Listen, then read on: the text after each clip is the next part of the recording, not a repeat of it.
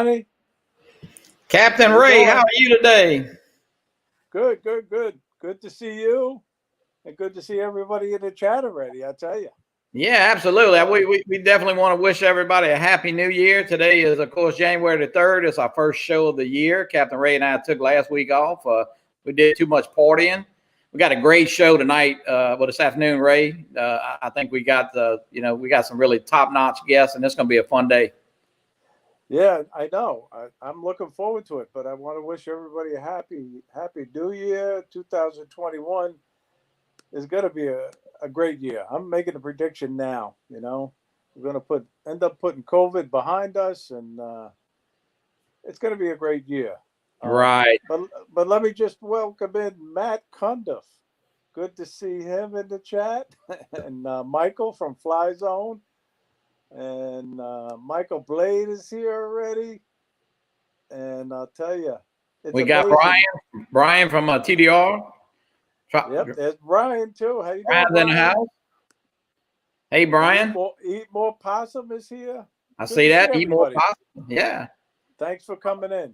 But we really do appreciate you. Yeah, we do appreciate you spending your Sunday afternoon. I know there's a lot of options to do especially on Sunday, but hey, Captain Ray is here with his, we're gonna, I don't know if you guys watch the show, but we do a little trivia type questions every week. And tonight's, this afternoon show is dedicated to Captain Ray because he loves sharks and he even tried to find some with his drone. So tonight's questions are geared with the movie Jaws in mind. So, and what we're going to do, we're going to keep track of the winners. You type the answer in the chat, and the winner at the end of the month who has the most questions, if they answer one or two, we'll give you a gift card to your favorite coffee shop. So we'll get going with that. And then we do want to talk about, we got three nice guests tonight. We have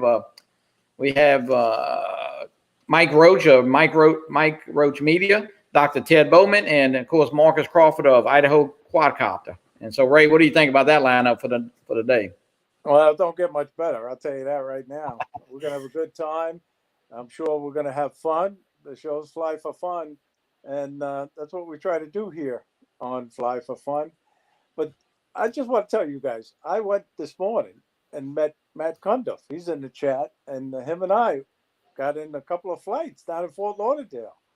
It was amazing because I hadn't been to Fort Lauderdale Beach in quite a few years now, but when we got there were a little too many people walking on the beach at 10:30. So we ended up changing the location and went up by the Intercoastal Waterway. And Matt and I ended up getting a great flight and a couple of flights. And it was just great to fly with another drone pilot. And Matt knows a lot about drones and flying. And it was good to see him and his family. Yeah, y'all met up now. That's you met with Ken Hobauer, and then now with Matt. So you're going through the whole state of Florida there, Captain. Yeah, last week we were at St. Augustine with Ken and his two kids and their friends. And Ken and I got a great show, flight in, and I posted that on my channel. But Captain Ray, we got. Go ahead. No, it was nice to see St. Augustine. In that video, downtown area, and they had the Nights of Light up there. The whole downtown area is decorated in Christmas lights this time of the year, and it's just fun. It was a great day. Hey, SoCal Drones, how you doing? SoCal, we got Greg Pittman in the house. SJM Drones and Media, good to see you. Sergio, Fly Zone, how you doing? Sergio, my partner there on Friday nights. But Johnny, now you were down in Orange Beach, Alabama, weren't you? On vacation? I was, yeah. We spent the New Year down there. Got a little flying in. So it was nice. It was very windy. They had a storm come through that New Year's Eve, and probably had some 35, 40 mile an hour winds. And we're on a corner unit there on the beach, and I tell you, it sounds different. Sounds like a train coming through there.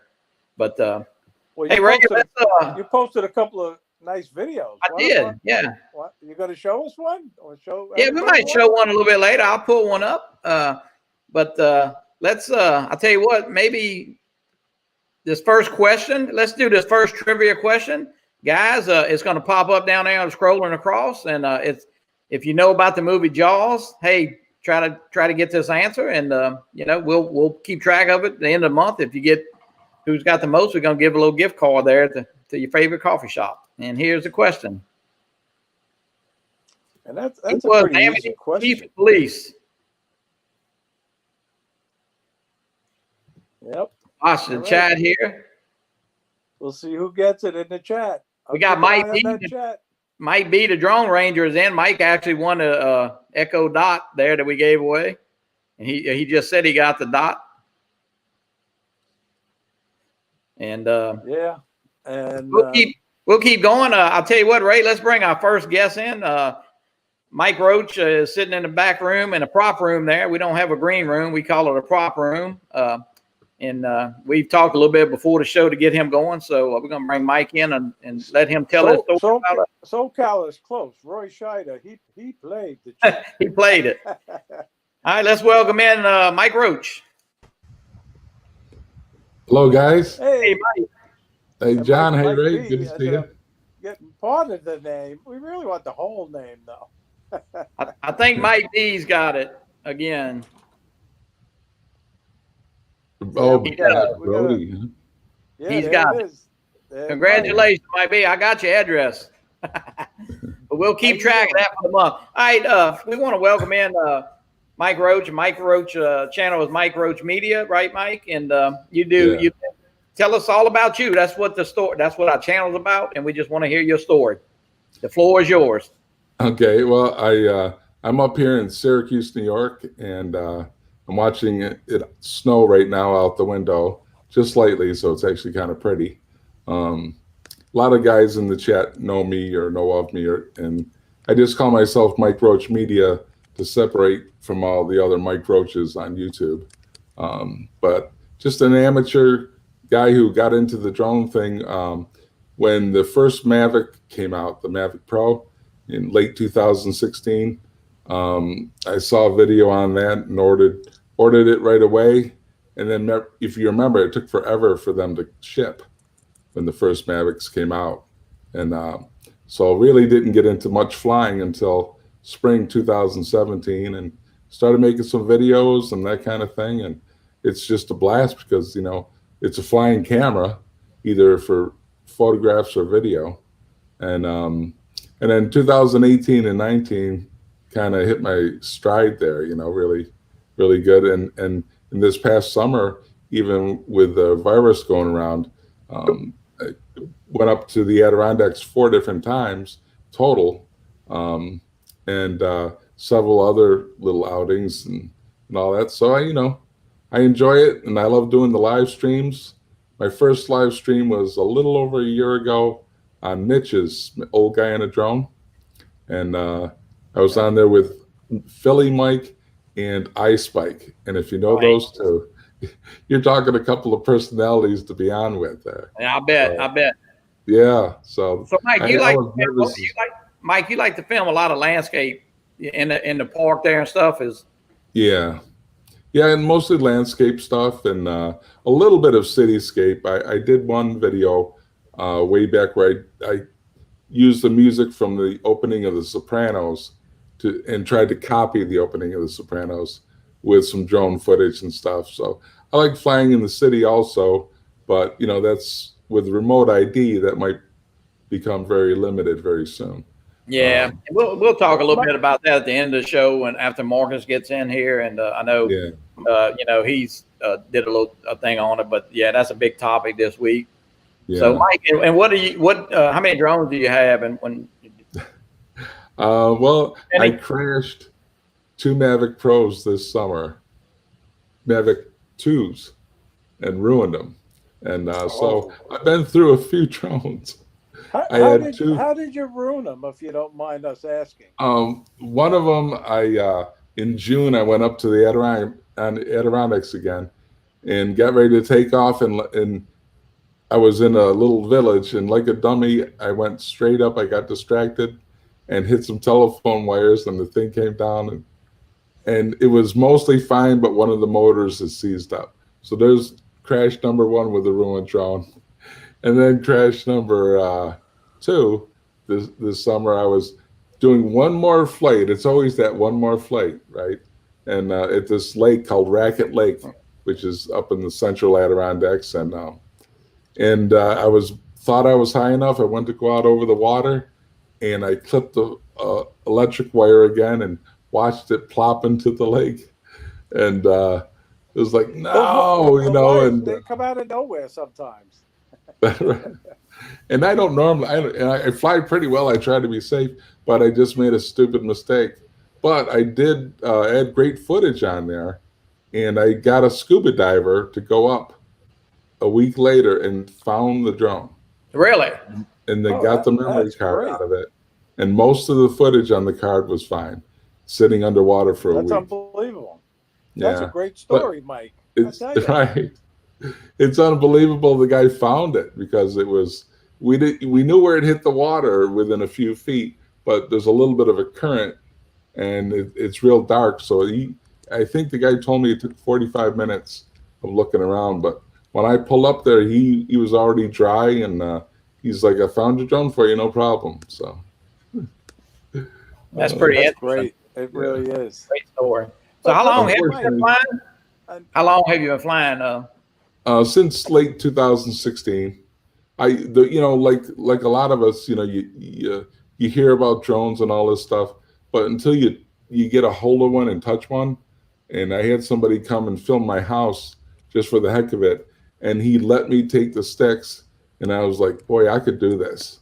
So I got a Phantom 4 actually, and that was just too big, and as soon as I saw the Mavic come out and like folding legs, and then the remote was smaller and all this stuff, I was like, that's perfect. In fact, I made a video on my channel about how I connect my controller to my wheelchair, which is actually a pretty cool video. Ken Herron actually played it, or parts of it, on his show. So Mike. Well, I'll tell you. I give you a lot of credit. You get out there and you fly. Nothing holds you back, and I give you a lot of credit for that. And absolutely, your videos are really, really good. I enjoy them when you post them. But thanks. It's a lot of fun. If you had one location to fly, what would be your ideal location to go fly, or what's on your bucket list? Oh God, bucket list that I'd love to fly in the Caribbean. I've been to the Caribbean a few times on cruises. And, before drones, I haven't been since 2007, but that would be great. But New Orleans wouldn't be bad either, John. It's that's what we talked. We talked a little bit before the show, and you said you have a friend that helps you set up and place your drone down, and she wants to come to New Orleans. Yeah, she has it on her bucket list to get to New Orleans. So who knows? Maybe that'll happen one of these. You got to do it when everything calms down. You got to do it. I'll meet you over there. Right. But listen, let me welcome in a couple of people. Marcus is in the house. He's waiting. Hey, Marcus. It's always good to see Marcus. And we got Hot Rod in Daytona. Thanks for coming in. And DeMarco, he's in the house. FSU grad 03. Go Seminoles, right, DeMarco? DeMarco sent me a text. He told me he voted for the Power Egg for the drone of the year. So I want to see him produce that drone. But anyway, he was teasing me about the drone of the year there. But what do you think the drone of the year is there, guys? Well, so far the Air 2 by a whopping probably 10 to 1. Well, I don't know. It's about 8 to 1 right now, I think. So and Ron and Marcus will actually Ron asked me to announce that tomorrow night on their show. So and I think they drones.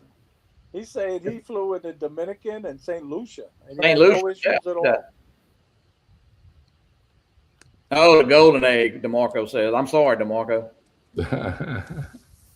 the egg, I forgot about those flying eggs. And Mike, what if you only had one drone you could keep? If you had to get rid of everything, what would you keep in to fly? I would say I don't have a Mavic Air 2, but I think that's like the best all-around, easy to travel with drone. From But what I've they got the Mavic 2 Pro, so I'm happy with what I've got right now. Yeah. And Yeah, what might be your next drone purchase? Would you get the Air 2, you think, or? Depending on depending again, Marcus will probably know more about the rules and all that stuff than I would. Depending on remote ID and having remote ID built in, maybe even a strobe light built in if there's a Mavic 3. But the rules probably won't affect us this year that much, from what I can understand. So it'd be kind of cool whenever the next drone comes out with the beacon or whatever it is going to be built into the drone. That would be nice to have. But right now, I hope to just fly the ones I have. I don't want to spend any more money on a drone this year. Want to say hello to Rick Albert. He just stepped in the house and Hey, Rick. feeling better, Rick. And hope the nurses and everybody's treating you good. Yeah. Well, Ray, we're gonna let's run this second trivia question here. Of course, all these trivia questions are dedicated to Captain Ray here because he likes sharks and he even tries to find them with his drone. So we're gonna pop it up at the bottom of the screen and see who gets it. I'll find those sharks before this winter is over. You probably will find them. And we got Marcus sitting in the prop room back there. He's getting even with me for eating all the shrimp and stuff on their show. So I think he's trying to eat all he can here in the next few minutes. Let's see who gets this next question. Got to keep an eye on the chat here. Can we answer it, or does it have to be the chat? No, because I told you the answers, Mike. Yeah. The chat. This is only for the chat. Oh, okay. But I tell you, I'll tell you what. We got another special guest fixing to come in, and of course, everybody knows this guy. He's on Drone Nation with Ron Brown on Monday nights, and Marcus is also. Mike B got the answer. Mike B got the answer. We're gonna have to. Hey, I'm gonna have to block Mike B from. He wants a coffee gift card. Yeah, you got it, Mike. But yeah, Marcus is on. Marcus is on with Ron Brown on the Drone Nation, and he's on the Drone Seekers, and of course, he's well known across the community. And what this show is about, we want to give Marcus. He doesn't talk about himself a lot, but we want to give him a chance to tell us who is Marcus. I know we see each other in the chat. So with no further ado, here is Marcus. Hey guys. Yep. How you doing, Marcus? Good. How's everybody? We appreciate you coming in. I know you want a Drone Seekers. Good to see you. Yeah, we really just concluded. I'm sorry, Ray. Anybody else popped in? We just concluded the Drone Seeker show and finished Bernie Seidler's contest, and Jeannie Costello won the $100 for the 1 minute video. So really? It was a lot of fun. Yeah. I was watching while I was kind of set up here, and I saw it. Y'all got a good little thing on Sunday there. It's a great informative show, and y'all have fun. They are just an awesome bunch of folks, and I am going to go over to the south of Spain there one of these days and hang out with those people because they've got some beautiful places to fly, and they just have a good time. That's it. Is that in Spain or is it in the UK, that show? Well, it's both. So Steve Gardner lives in the UK, but he goes to Spain quite often. But Terry Hawes and Jackie Akers both are British expats, and they live in the south of Spain. Oh, okay. Yeah. See that? You learn something new every day. Yeah. I've been telling everybody it's a show based in the UK.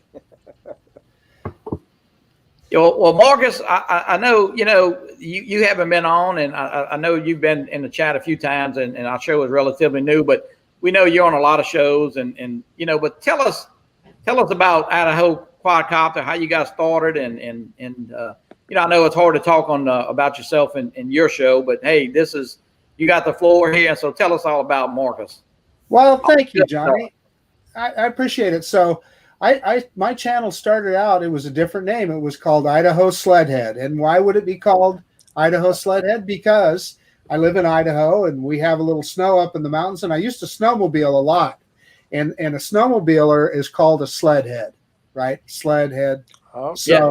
So that was how that channel name came to be. Although I don't think you'll find a single video about snowmobiles on my channel. But with regard to drones, I like everybody, probably all of us here, you start out with a little toy, right? And it kind of intrigues you. And Right. you can't fly the thing worth a damn.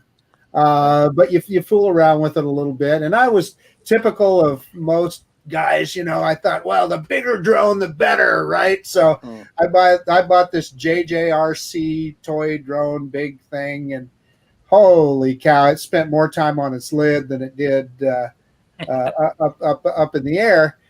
But similar progression to most of us. I think, you know, one day I clicked on a video and it was a GPS drone. And it was like, you know, the old light bulb goes off above your head and you go, well, maybe I could fly that, right? Right. And about that time, DJI, I think they were it was probably right before they came out with the original Mavic, but I bought a Phantom 3 Standard refurbished. And at that time, it was about $450. And I wasn't ready to spend $1,000 on a drone, and I thought, okay, this'll let me try it. And you know, I'm sure you guys could all relate to this. The first time you get that GPS drone into the air, it's just a revelation, right? You're just like, wow, it is. You're gobsmacked. So that kind of started it, and I started making a few videos with that, and then, you know, the next natural progression is a Mavic. So I bought a Mavic Pro, and boy, that's what started really getting me making videos and posting them to YouTube. And, you know, that started kind of small. And, you know, I like you guys, I'm sure it's the same thing. I go back and look at my early videos and I kind of cringe. Because what are you doing? You know, you're yawing that drone back and forth because the next thing is distracting you, and you want to look at that. You want to look at that. You know, so yeah. So you make videos of your backyard and constantly you don't want to everybody edit wants to look anything at it. Exactly, Mike. Keep it all in there. I had the Phantom 3 I bought, and I tell you, I think I let it take off, and it probably hovered about 6-8 feet, and I'm like, oh my God. And I think I landed it, and I didn't go up to the next day. And I was like, man, I got to pick this thing up. Yeah. Hey, Michael Wright, how you doing? So you know what, you know, then it's just become so addictive, right? I mean, you guys can relate to this. And I started, you know, got interested in a lot of other drones, and so I started buying some of the mid-price drones, like the Hubsan Zeno. The Hubsan Zeno is probably the drone that gave my channel some traction, and I started getting subscribers because the original Zeno was a work in progress, and boy, they would come out with firmware updates, and every time the drone would get a little bit better and a little bit better. So I would make videos of that progression, right, of that drone. And I think about it, and I had my Mavic Pro that did everything perfectly, but for some reason I was flying that Zeno. I think it was kind of a challenge, right? But that still is. Channel going and growing, and you know, now, for God's sakes, anytime somebody comes out with a new GPS drone, I have to go buy it and fly it, and you know. Well, Yeah, Morgan, you got a few boxes behind you there. A couple. yeah, you got Yeah. They're sending me stuff now. Marcus, I just got to give you a lot of credit because I've learned so much from watching you and your videos, and I really thank you for that, because it took me a while to really feel comfortable flying drones, and the way you do it is you watch videos and you listen, and you get a lot of the credit. So thank you. Man, thank you so much, Ray. That is awesome. One of the things that I try and do is I don't hide my mistakes. you look at a lot of channels and they're real polished, and that's not a bad thing. I'm not criticizing that, because I watch those channels too, and I learn from them. But what I try and depict is, I figure I'm going to get this new drone, and if I'm going to screw up and make a mistake with it, probably other people are too. And I want to be able to show that and say, okay, listen, don't do what I did here. This is what you need to do. Well, Marcus, I got to say, when I first got it, I don't even know how I came across, and I'm sure everybody gets into drones, like I came across, I guess it was you and Ron and I guess Build a Drone Reviewer. And I guess we all have our little niche that we watch. But, I will say you definitely, you do a great job for the community, not only because you have a lot of knowledge, but with the low budget drones that you kind of got into, because a lot of people can't afford $700,000-$800,000. So you can have fun for probably $400 or less on a lot of drones. And you just touched on something that is a deal that I like to show on my channel, is that I totally agree with you. There are so many people out there that a $500 drone might as well be $5,000, right? Right. But they can stretch themselves and spend $150 or $200 on a drone, and they do keep getting better. So that's one of the reasons that I put those kind of drones in the air, is I can kind of show, hey, which ones are kind of worth your time. And then of course there's several of them that, heck, they're not worth $150, right? They just don't work like they're supposed to. Right. I give a drone good marks if it does what they advertise it to do. It may not have the best video, it may not have the best range, it may not, but if it does what the manufacturer says it's going to do, I can give it pretty good marks. Right. Well, by sticking that word by sticking those letters GPS on a box, I mean, everybody thinks it's a good drone, and that's really not the case. Maybe sometimes. Right. For cheap and a lower end drone. Well, right, and Marcus is right. A lot of people just take it for granted that everybody can go out and drop $1,000 or $1,500, and for for a lot of people, the the Mavic Air is the highest they can reach, or the Mavic the Mini, right? Mini. Yeah. And that's a good little drone. Thankfully, that's a great little drone. Oh, Mike, you just touched on something else. To me, that Mavic Mini has just transformed this hobby, because it put that kind of high quality product within reach of so many more people. And I think that's really important. Michael Blade just complimented you, Marcus. He loves your videos. Well, thank you, Mike. Yeah, he's a good guy. I'm going to shut my camera off here a second so I can turn my light on. I'll be right back. Well, Marcus, we asked a couple questions to each person that comes in, and we got to put you on a hot seat. And you've probably been asked this before, but if you only had one drone, of course I know you got 50. So if you only had one, what would you keep right now? Well, listen, Johnny, that's really easy for me to answer. And I know like Ron really struggled with it. I was looking at your last show. But try to get off the hot seat. Yeah, I mean, listen, I really like most drones. Like, I'll be critical of a drone like the FEMI X8 SE, but that doesn't mean I don't like to fly it. I mean, I'm kind of upfront about the problems I see with the drone, but hey, I like flying those drones. Johnny, you have experience with the Hubsan Zeno, same kind of thing. You recognize that it's not the perfect drone, but it's still fun to fly the thing. And I look at a drone like the Skydio 2. Oh man, am I so happy I have that drone. I have a lot of fun. The camera on that drone is so underrated, and it will do some amazing things. But if you only had to pick one, you have to think about something that is going to serve you in kind of a holistic way all around. You can do everything with it, and it's just so easy. It's the Mavic Air 2, right? I mean, that thing is amazing. Right. The only thing that I can say that if it had a shortcoming, it will be that it didn't have 360 obstacle avoidance. So when it's tracking you, you have to think about not letting it fly sideways into something. but other than that, I don't know that, the camera for somebody like me, I'm not a big photographer. I'm not a videographer. That camera is all I need Right. for what I do.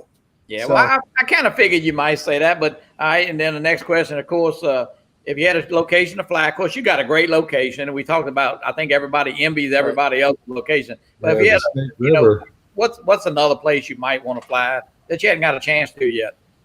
well, I'll tell you, that's another easy one for me, and it has to do with the location and the individual that flies there all the time. And I think Ray, I think you touched on it the other day. My friend Ron Brown, I would love to go over there to the Margate beach there and fly around. And you know what? I so want to do an orbit around Lucy the elephant. Yeah, there's no lie. Yeah, I really want to do that. But I want to go out there at sunset and get some of those cool sunset pictures and video like Ron Brown does. Yeah, he does a great job. Yeah. And Morgan's one last question, like what would be your next drone purchase as of, what do you think you might buy next? Anything on the horizon? Well, so are you saying that's available right now, or that we can kind of see? Coming, maybe coming soon. Well, one of the things that intrigues me is cinematic FPV flying, and the fact that you can go at such higher speeds than we do with our current camera birds, and that you can do some of the maneuvers that they do with those things. So I'm gonna qualify this depending on what it actually turns out to be. If that new DJI FPV bird is something that an old geezer like me, listen, I got to be able to, if I get in trouble, let go of the sticks and know that I'm not going to crash the drone. Right. I'm sorry, I just do. I freely admit I don't have the stick talent that a lot of these guys have, and I never will. But I still like flying drones. So depending on what that is, absolutely, that would probably be my next purchase. Now, if we're talking about what's currently available today on the market, that Autel Evo 2, we've got a lot of friends. Brian Singleton has it now. Of course, Ron Brown has it. A lot of folks. That is an intriguing piece of equipment. It's like a tank in the air. I mean, that's just a drone that you can almost fly in all weather conditions, and plus it has all that stuff, 360 obstacle avoidance and all those things. And I actually saw it in CES. I picked one up and held it, looked at it and all that, but and it's a heavy drone. I mean, it's a folding drone, but it's a big dog. Yeah. So it wouldn't, it's not probably one maybe that you would take with you. Mike, you're talking about a cruise to the Caribbean or something. I would love to do that too, and I'd take a drone with me. You can't fly them off the ships, but some of the islands they'll let you fly. But you want something portable, get a permit, to take. You'd want something small that you could travel with. Right. So, and that'd a lot probably of be the a ships Mavic now or won't two. let you. Yeah, you can't even Morgan, you always talk about the mini at all. No, I'm sorry. So, Mike, what I've heard is that that you can take it on the ship, but they won't let you keep it. In other words, you have to check it in, give it to them. Yeah, and then when you get off at a port, you can pick it up. I've heard. I've just heard that. Marcus, just to give you a heads up, the Mavic Mini goes right through. Yeah, they didn't say anything about me. And it was right really? Sweet. What drone? It was Royal Caribbean. I gotta say that was Royal Caribbean. Yeah. Well, Marcus, that was. Thanks for coming on. Of course, you're gonna stay on, and we actually have we got a neighbor of yours that's popping in here next. He had a little technical trouble, but he's sitting backstage in the prop room. And Ray, why don't you tell us who our next guest is? Yeah, well, I'll tell you, Dr. Ted Bohlman. He's out there and he puts up a lot of nice videos, and we're glad to have him. And it's amazing because he lives supposedly 20 minutes from Marcus, and those two guys haven't got together yet. Well, we have. We just haven't. We haven't flown together yet. But we've Okay, had Well, flown together. Yeah. welcome in. Here's Dr. Ted. Hey guys, how are Well, y'all? How you doing, Ted? I'm good. doing really well, Mike. Yeah, Good and to Marcus, see my Good to see neighbor. ya. yes, indeed. Well, Dr. Ted, Anyway, it's nice meeting go you. ahead. Thank you for coming on. I see you in a lot You of got channels. You support a lot of channels. Yeah, I try to get on once in a Oh, while. hey. I sure do. You know, everybody here told a story, so now it's your turn. We want to hear about Dr. Ted and who he is and what's he like to fly. Well, when I talked to Ray yesterday, he wondered if I was a real doctor or a horse doctor, and I assured him I was a real doctor. I was a gastroenterologist for 30 years, privileged to be a doctor. In about 2003, I kind of had to go into a forced retirement because I had a vision issue that developed. And I don't think you want me doing your colonoscopy if I can't see what I'm doing, right? So anyway, I retired and had to give up a lot of the hobbies that I so enjoy. I rode Harley Davidson motorcycles all over the West and into Canada and put tens of thousands of miles on it. Couldn't do that anymore. Wow. Golf became more of a problem. Couldn't fly fish much anymore. And so about 3 years ago, a friend of mine came over for dinner and he said, Teddy, I've kind of picked up a new hobby. And I said, what's that? And he said, you know, I bought a drone. And I remember the words, I'd never heard of it before, DJI. Yep. So I purchased my first drone, not knowing crap about flying a drone and wondering if my low vision would allow me to fly the drone. So I bought a Platinum, the Mavic Platinum. Oh, It was my okay. very first drone. And by golly, I really started with a high quality drone back in those days. So anyway, I've been in the DJI family the whole time. And I've never owned another drone than DJI. And I've probably been through, let's see, the DJI Pro next, and then the Pro 2 and the Mavic Air. I had some real trouble with the Mavic Air. I had actually 2 flyaways with that drone, and one of them still up in the mountains of Utah somewhere. But it made me wonder if the Mavic Air 2 was going to be what it's cracked up to be. But now I have a Mavic Air 2 and a Mavic Mini 2. I gave my Mini to my son and grandson, so they're enjoying the hobby now. So, yeah, that's kind of where we are at this point in time. What do you think caused those flyaways? What happened there? Well, I sent them back to. I sent the first one back to DJI. I actually lost the drone. The last picture of it was pointing to a rock somewhere on a hillside in Utah. And DJI didn't quibble. They had me send the video and all the data from the drone, and it was a drone failure. There was something that happened with the motherboard or something, and it decided to go its own way. And so I got that. It had to be very, very scary. And what were your thoughts at the time? And what were you saying, if you can say? How about oh shit? Yeah. I wondered if I had made a mistake. First of all, I wondered, but I by then I was reasonably good at flying a drone, and so I wondered if it was my error, and they assured me it wasn't.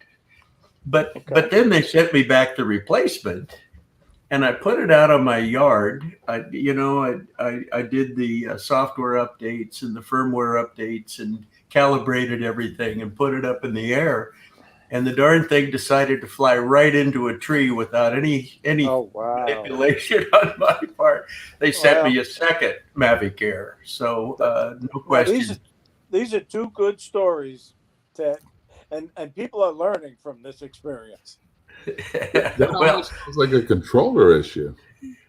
Well, one thing I will say, I don't know for sure what caused the malfunction, but DJI was outstanding in replacing the drone, no questions asked. I did have the refresh package on the drones. I always buy that. because I think that's extra good insurance. But no questions asked, and they replaced the drones. And I finally got tired of that drone and sold it, anticipating the Mavic Air 2 was coming out. And that's been a wonderful, wonderful, wonderful drone. Yeah. Yeah. Well, because that has I'll tell ya, OcuSync, right? It does. Yeah. As OcuSync, yeah. Excellent drone. I flew it yesterday. We had a little break in the Idaho weather yesterday, and I flew it yesterday. And I took it off from my hot tub, and by golly, it landed within an inch of where I took it off from. So its return to home is quite reliable. Yeah, it's a great drone. Hey, Dr. Ted, Yep. did you just do that last update for the Mavic Air 2 where they changed the return to home on it? I guess I'm not aware of that. I haven't done that yet. No. Yeah, I did the firmware update, but educate me. What is that? Oh, well, the firmware update did a couple of things. It gave you cruise control and hyperlapse. And I haven't tried that yet, but I kind of get why that would be cool. You send it a direction, you could put it at a certain speed, and without stick input, you could keep it going at that speed while you're doing a hyperlapse, which kind of makes sense. But the one thing that is critical that people understand is on that return to home now, what they changed was if the drone is less than 5 meters away and you hit return to home, it's just going to land. Right. So if you're near a body of water or something like that, and you hit return to home and think it's going to come back, now you better be ready. But the other thing they changed is if it's closer than 50 meters and you hit return to home, it's not going to go up to its RTH altitude. It's going to stay at its current altitude and come right back, which normally would be okay because that drone does have obstacle avoidance and APAS. But if, sometimes you turn that stuff off, and if you hit return to home, you could smack it right into a tree or something. So it's just good to know that stuff. Absolutely. Thank you. That's Well, great. That's all on the Air. Is that on the Air 2 and not the Mavic, the Mini 2? That is not on the Mini 2. That was the update for the Air 2. They did have they had a great photo Zoom added to the Mini 2, right? That was pretty neat. They did. That is works neat. awesome too. You probably saw my video already on that. Ted, I got right up over Discovery School and I shot right at the Boise front there, and you could zoom right in at the Bogus Basin Ski Resort. It was cool. Yeah, that's neat. That's neat. These software updates and firmware updates add a great deal more utility to the DJI family, and I think that's just great. So, Marcus, So, did you find any ski Dr. bunnies? Ted, if you had one location that's on your list of locations to fly, what would you pick? Where do you want to fly next, or what's your location of choice? Well, I've got a dream place I'd like to go, but obviously it's pretty restricted. I'd have to get a big waiver. I'd love to go to Yellowstone Park and do some video up there. That or Zion National Park. Those are two dream places to go. And I think if you're proactive, I think you might be able to contact the proper authorities and get a waiver to fly in those areas. But I took my my original Mini to Mexico, Puerto Vallarta, a year ago, and that was great fun. That's a beautiful part of the world to take videos from the beach and around the resort. So there's a lot of places in the West that are just a real challenge and fun to fly. I did make a video of part of the Snake River that Marcus, I don't think, has been to yet. Oh. And it's a place down in Hagerman. Did you happen to see that video? I don't know how to play it. I've got a short video I could play, but I don't know how we do that. Do you? You could ask for the share screen, Dr. B, and you could play it on your computer. If you request share screen there at the bottom. Marcus, maybe you don't want to. Moderator? Go ahead. I'm sorry. Marcus? Say again, Johnny. Does he have to be a moderator, or can he? I don't think so. I think he could just click share screen, and I think if you give him the screen, he can play whatever he wants. All right. Let me just welcome in Chris Hope. Chris Hope is in the house. Chris had a beautiful sunrise this morning. 2 minutes of hope. Yep. So do I do share screen or what? Let's see. So you click on share screen at the very bottom of StreamYard there, Dr. B, and then Johnny gives you the ultimate permission, and then you have to choose what you want to share. Now I always share what's on my current screen, and then you can navigate to your desktop. It's on my desktop now. Maybe this is not the time. Maybe I need to practice this a little bit. Practice another time. Yeah, sure. Dennis Lovelady is in the house. Dennis Lovelady. Hey, but I want to give Ted a kudos for that video, because that was really cool. He's showing where the aquifer literally shoots out of the side of the Snake River Canyon and drains down into the canyon. It is a really cool video. Yeah, it's on my channel. Yeah, we're definitely gonna go check that out. Yeah, now, it's a different part of the Snake River. Yes, mate. Can I ask you a question about your flying? You said you got out of other things because of your eyesight. How is it that you handle visually the screen on the drone? Do you have a larger screen, or how do you do that? Well, I have to fly with an iPad, first of all. Okay. And that allows me to see better, but visual line of sight, I have on occasion violated that rule, I'm sure. But these are the glasses. Can you see these glasses that I wear? Do you see the bioptic prism? Let me see where it is. There it is. See the prism at the top here? Right. That allows me to drive an automobile, and it allows me to see my drone without a visual observer. I have a disorder called ischemic optic neuritis, and what it is a stroke to your eye.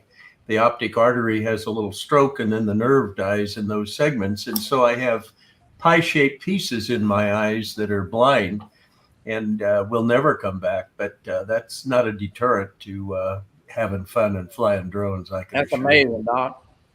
Yeah. Well, you can either cry and piss and moan, or you could get off your back and go do something fun. And I've really enjoyed the drone hobby. I really have. So I gotta add, Ted and I are going to do a collaboration one of these days, and COVID-19 came along at a bad time, and we haven't been able to do it this year, but hopefully this summer we'll get out someplace where we can do some serious flying. Great. I'm looking forward to that. I have a dream of going to the Idaho. There's an old Idaho State pen here in town that was abandoned in the 70s, and a new pen was built. But this is really kind of a architectural landmark, and you can apply to go fly over that and take a tour through the pen. So that's something I want to do. I would love that. That would be nice. That'd be fun. That'd be fun. Yeah. Yeah. Those videos, abandoned seats, are pretty fun. I'll have to check out your channel, Ted. Maybe, do you have any videos where you actually show your glasses and highlight that and how it works? I do. Like that? You do? I do. I've every year I have to take a driver's test and pass that, and I have to go to my optometrist and ophthalmologist twice a year to be sure I'm not losing vision. And I think I have a couple videos, if you expand all the videos I put up, that show my driver instructor and taking my test and that kind of stuff. So yeah, you bet. I'd like for you to check it out. Let me know what you think. I'm going to put a link to Ted's channel in the chat here. Give me just a second. We'll get that link up. Great. Thank you. Thanks for doing that, Marcus. Yeah, thank you, bud. The other thing, Johnny, you don't like to talk about yourself, and you were going to show everybody your video that you shot of the sunset on Orange Beach. So before we forget, why don't you do that? Well, people would love to see it. Let's see. We'll play a few minutes if I can do it without clicking the wrong button here. And there's Jim. Jim, Above and Beyond Drones, is in the house. How you doing, buddy? Hey, Jim. You know, you guys probably laugh at me on the channel. Sometimes I have typos when I. Oh, here we go. I'll talk in a minute. I'm just gonna play a few seconds. Oh, that's beautiful. Yeah. Beautiful beach there, Johnny.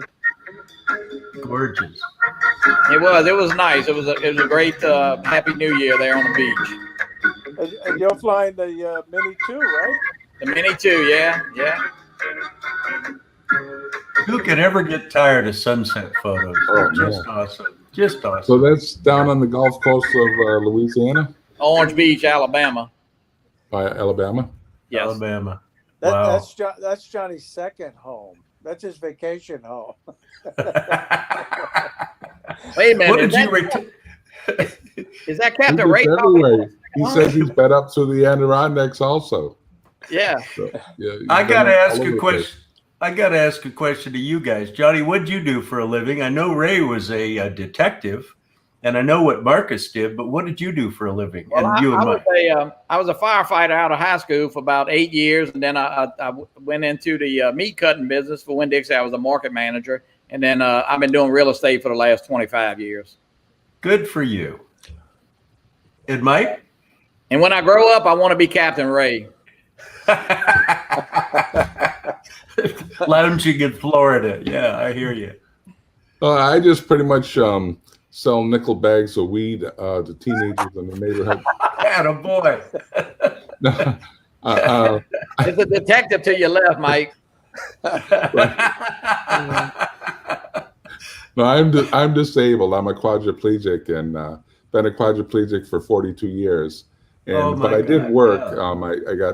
I had my injury in high school when I was 16, and when I graduated high school, I volunteered at a local organization, and then I got offered a position there, running support groups and doing counseling, even though I wasn't certified as anything. So, but I ran support groups and all that for about 10 years.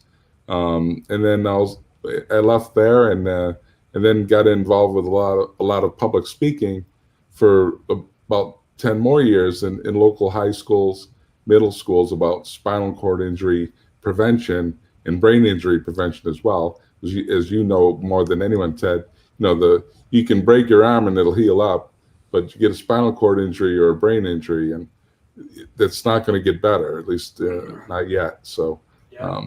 So, I did that for a good long time. And right now I kind of consider myself retired or whatever you want to call it. And thankfully, I'm comfortable and all that. So I keep busy enough for me, that's for sure. Hats off to you. That's a great, it's amazing good for how you. everybody has a story, Yeah. And a lot of people don't like to talk about themselves, but that's one of the things that Johnny and I talked about when we decided to do this show, and that was to hear everybody's story about how they got involved in drones and their personal life that they want to share. And it seems that it's great. The format is working out great, so we encourage people to watch, and we'll have more great guests on like these three. And I want to thank you guys for coming on. You really have interesting stories. Thank you, Captain Ray. Yeah, absolutely. It's been great. Hey, and I do appreciate one you. More question.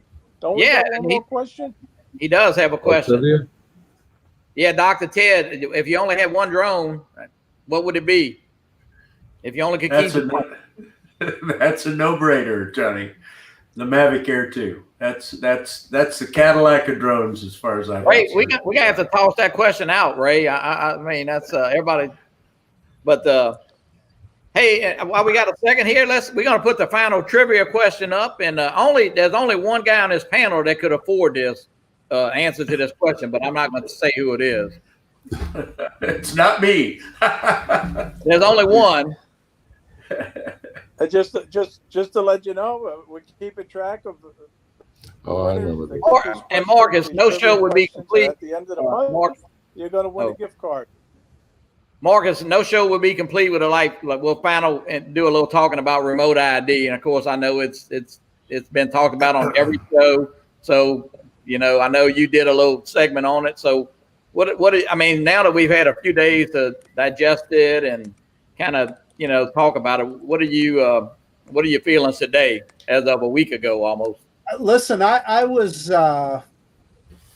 not despondent. That's too strong of a word, but I was not happy when we first, because I was hoping that the FAA, they want remote ID, and I was hoping they would give us something back in return, and I didn't see that so much. But I watched Jason Shapert the other day on Ken Herron's show, and there were a lot of questions there, and it kind of made me feel a little better. And a couple of things is that he says that remote ID will not be visible to the general public.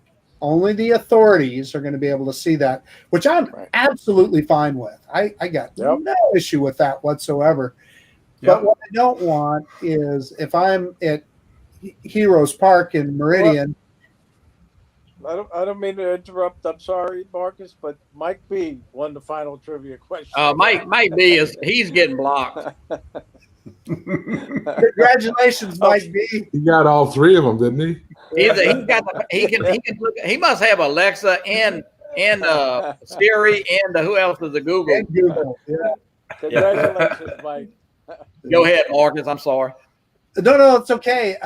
So the other thing that Jason Shapert says that we're going to get out of the deal, and Ted, it's important to you and it's important to me too, is that he feels like we will eventually get.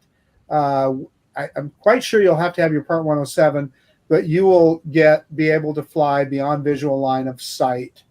They're not saying that right now, but I kind of picked up that clue when I read the rules. So if you read the rules, they're talking about the remote ID built into the drone. And then they talked about the remote ID that you retrofit in the module. Now, when they talk about the module, they very specifically said a drone with a module is going to have to be flown within visual line of sight. Right. They didn't say that. They didn't go out of their way to say that on the ones that have it built into the drone. So that kind of gave me a little clue that maybe we're going to get that.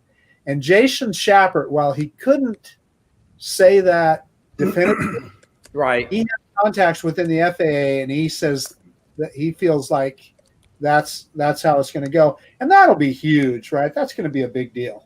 Marcus, Matt Gundov, he just said that he's very happy that they took the ability for other civilians to see our broadcast out. That's good.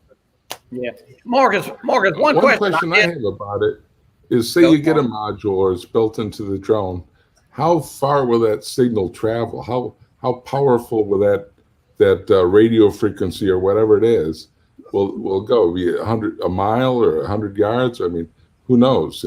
You're spot on, Mike. I mean, you read the verbiage in there, and they're so vague on that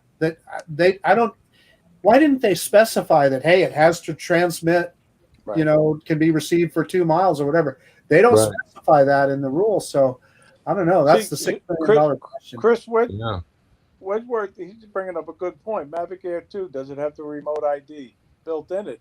I've seen something on that. Okay, I can speak to that a little bit too. Good, so good. I had the other day, Chris Hope and I were both watching Ken Herron's show, and we were talking to a guy by the name of Doc Murdoch, who is an FPV guy. He's also, I believe, a private pilot. It's really good. Yeah, I met him at Spin Up in 2019. A very accomplished individual. The way he described it, and I've also heard others describe it since then. Yes, if you look at your Mavic Mini 2 and you go into the Fly app, you will find remote ID under the safety menu. Same thing under the Mavic Air 2. So while it may be transmitting something, there's nothing yet that can receive it because no standards have been set. So, and whether it will even be viable when somebody sets a standard, and so above and beyond drones right now, Jim is telling us exactly that. Depends on FCC radio frequency granted. So it really, even though it kind of looks like it's there, it isn't really there yet. Will it work? Like you said, depends on what frequency they set and so forth. So right. And then each of us will have to be registered with some sort of signature on that frequency, I suppose.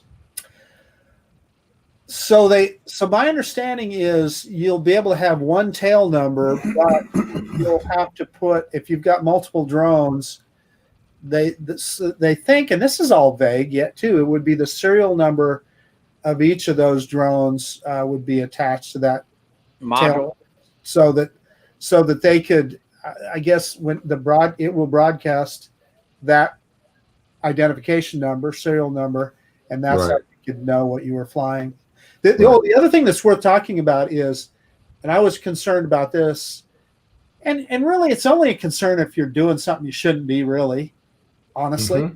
But there will be a record of your flights that will be searchable, supposedly only by the authorities and the FAA. But I also wonder about that too, because as we know, there's things that can get out there to the public. But I'm not worried about that because it's not real time, and the only time you'd be concerned with it is if you were flying in a national park or doing something stupid, right? Even something you could get in trouble for that you did 6 months ago. Yeah. Hey, Marcus, did you kind of get from Ken Herron's thing and Jason's opinion that the FPV industry is the one that's really going to suffer with this new regulation? Yeah, man, those guys, that is just such a bummer for them. And that was one of the things that I was hoping for, Dr. B, was that the FPV guys, that they would give them a waiver. Hey, let's say 150 feet, right? Because there's no aircraft that's flying at 150 feet. Unless they're crashing. Yeah.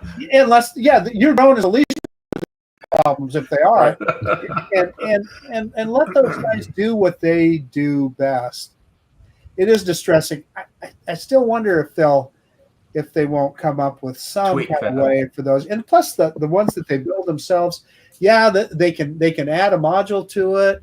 But then, okay, if you add a module, you have to be within visual line of sight. Well, you're wearing goggles, and okay, even if you have a spotter, I don't know. It's a mess. It's a mess. Exactly. Yep.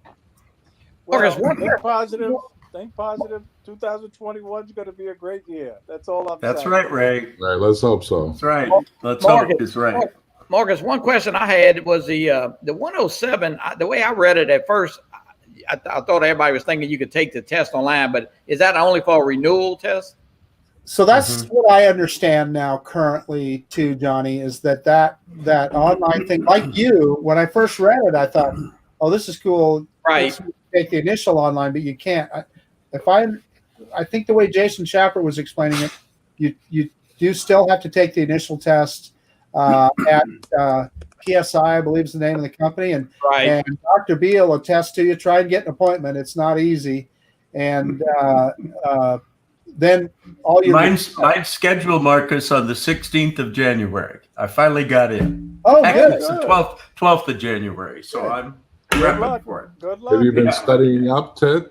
I have. I took the Remote Pilot 101, and I'm going through it. He really does a heck of a great job. So I really recommend that. And so I'm going through a few of the videos again just to be sure. Right. It's all new material to me, so it's been fun. Well, guys, you'll do well. We're gonna go around the room here and give everybody a chance to say their goodbyes and thank you. And we'll start with Marcus, and then we'll move to Dr. Ted and Mike, and then Ray and myself. Marcus. Hey, okay. Thanks for letting me go first, Johnny. Here's Johnny. You don't have any problems talking, so hey, go first. It's over, John. Sounds like a deal. Listen, we've all been through a tough year, and I've been feeling the stress, and I suspect everybody has. Like my wife says, we've been kind of hunkering in the bunker, so to speak. You just hunkering down, but looks like we're going to be able to get out and have a little more freedom in 2021. So everybody, just get your drones out. Don't stress over these new regs. For one thing, we got almost 3 years before they're coming active. But so there's a lot of fun we can have between now and then. So get out and fly your drones and have fun, and Happy New Year. And thank you so much, Johnny and Captain Ray, for having me on your show. You've really developed a good audience very quickly with your show, and it's good information. And it's just a pleasure to be on with the caliber of guests that you have in here today as well. Thank you, Marcus. Thank you, Marcus. Thanks, Marcus. Ted. Yeah, the first thing I would say is I can't wait to get my vaccine, and I hope we all are in that camp. There's a lot of rumors out there about side effects and fear on the part of some, but I've done a pretty good study of it, and I think it's really safe. So let's get the vaccine, and let's get herd immunity, and let's get on with our lives so we can live it again and put this virus somewhere else. I really want to thank you guys for having me on today. Like Ray said, you'll be a little nervous, and I was less so as time goes on. But you had me follow Marcus, which is really a dirty trick because he's a knowledgeable man on the planet. And I also have to say, Mike, I just have incredible admiration for you and the way you've handled your life with your disability. Mine's nothing compared to what you've had to go through. So life goes on, and I'm glad to see you're enjoying the drone community. And thanks to you two. It's great to meet you both, and hope to see you down the road. Absolutely. Thank you so much, Dr. Ted. You got it. Dr. Ted.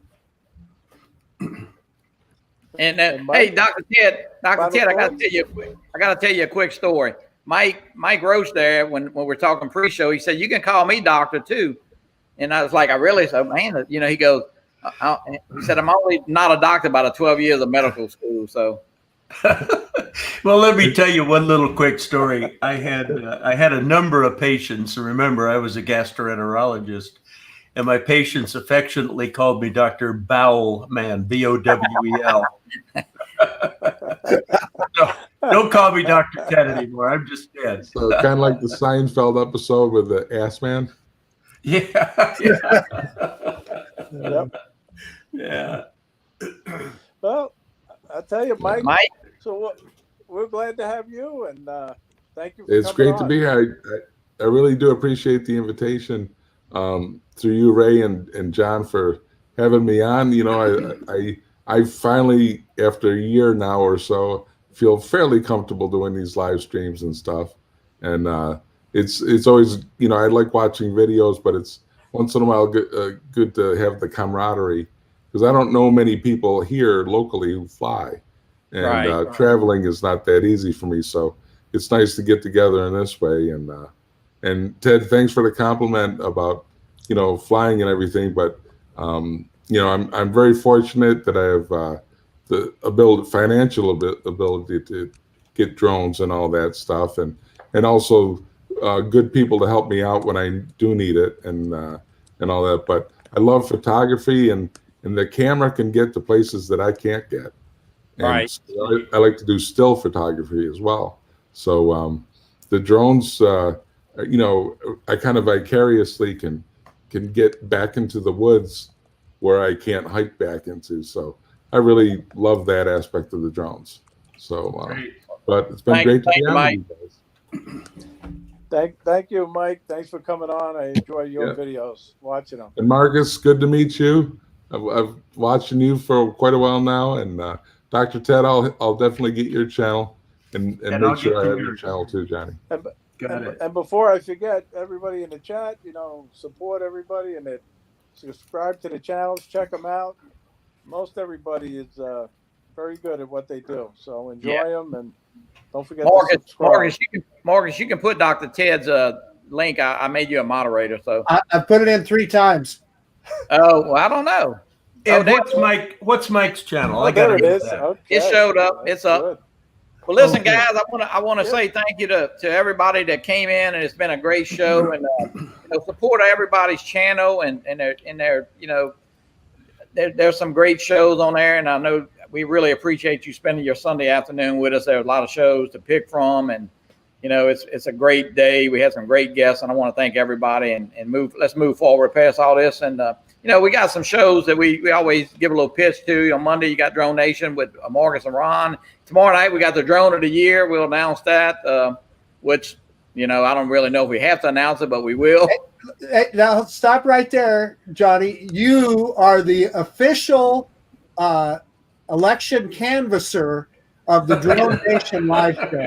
I did, and I did get a call. I had a phone call a while ago that said Zeno something. They're trying to get some votes, but no, we'll announce that tomorrow. And I heard you had cardboard up on the windows, Marcus, so nobody could see what you were doing. Yeah.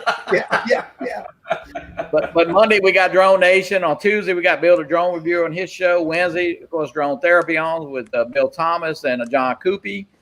Thursday, of course, Ken Herron's on, and Friday we got Fly Zone Quadcopter with Mike and Sergio and myself.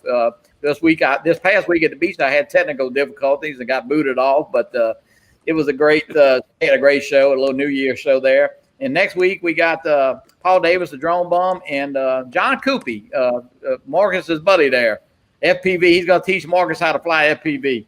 So we want to thank everybody, and look, good afternoon. And Ray, you got anything last words to say? No, just thank you all for coming in. We had obviously 3 great guests today on the show, Johnny. We were very, very lucky. But I just want everybody to get out there and fly and enjoy and fly safe. And let me just say hello to Steve. He just popped in. Yeah, I see Steve Crawford popped in again. But now I got to say bye, Steve. All right, thanks, guys. And we'll see y'all next Sunday at 3 o'clock with John Coopy and the Drone Bum. See you then. Have a good Bye, guys. day. Bye-bye.